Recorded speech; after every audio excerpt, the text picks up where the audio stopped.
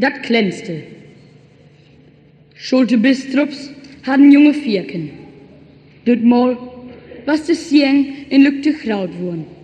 Et wär nämlich Diertein und die olle Mut kon mit den besten Willen vertwirf sorgen. Bistrups Modemen, wo twirfs dat wern, soll für dat Diertein saugen noch wohl wat überblieben. Et is, pass up, sagte Schuld. Dat Ding für Küm, et is so men so min. Und so was. Die anderen deine ratz zurück und die olle Mut kiek sich auch nicht danach um. Dat arme Dierken zog jämmerlich ut und sat halb verklammt in Strau.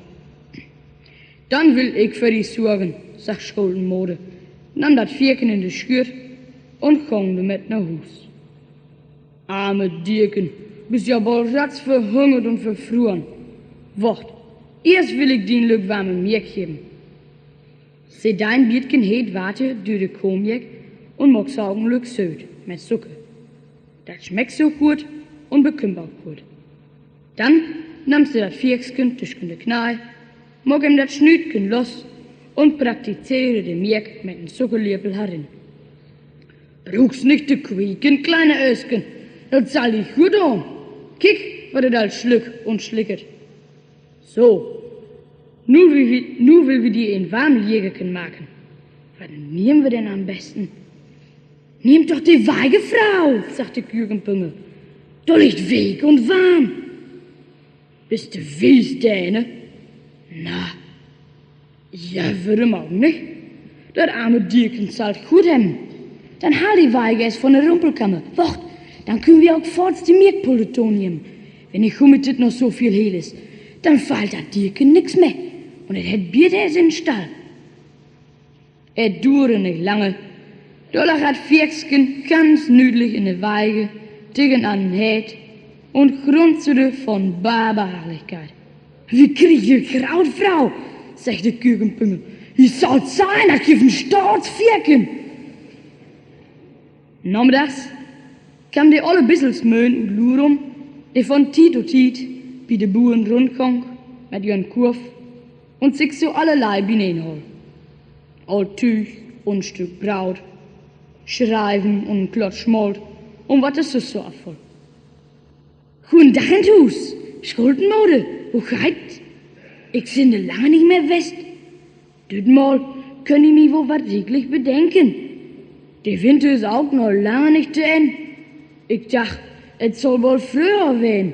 Hör wohl, Schnütti, der kolle Wind fies em dür Tüch bis auf den Boden. Ha, hier an warmen Hät, da kann man wohl gut holen. Sie hatte ihren Kurf hinstellt und holt die knürkerige Hände über das Feuer, weil das Schuldenmode in den Keller ging und ein Biertchen benehen zochte. Danke auch vielmals. Die Leibe häs halt vergellen. Nix zu danken, sagt Schuldenmode. Es ist ju kein Hund. Das weet ich. Sü doch, nur immer wat Kleines? Die olle Bierliske schmieden Blick in die Weige. Ja, ob Sonnhus, dolle Kurzjäng, ob Schuldenmode. Kindes ja wat ne nüdliche Blage. So Kriegel und so gesunde Klöhe und so ein hell Stimmken. Sie kiek noch lück genauer to. Ich sicken Jüngsken. Oh, wisst ein Wicht? Und wat dat nette kleine Dierken ob den Schulden schlick. Akkurat ist Wind, der Mut Gesicht schnieren wird. Besonders dat nüdliche Schnütken. Akkurat so ist der Schulde.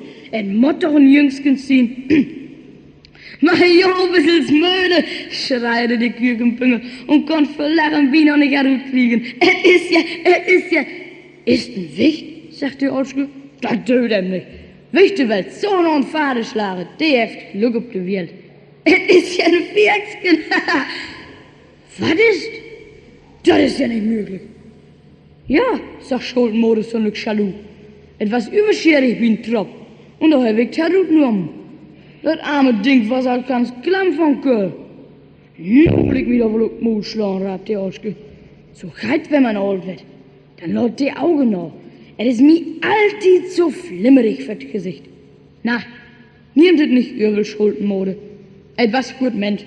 Und übrigens, der Dirken ist so nüdlich sein Schnütken, da brauchte sich die Schuld wegen der Ähnlichkeit gar nicht zu schämen.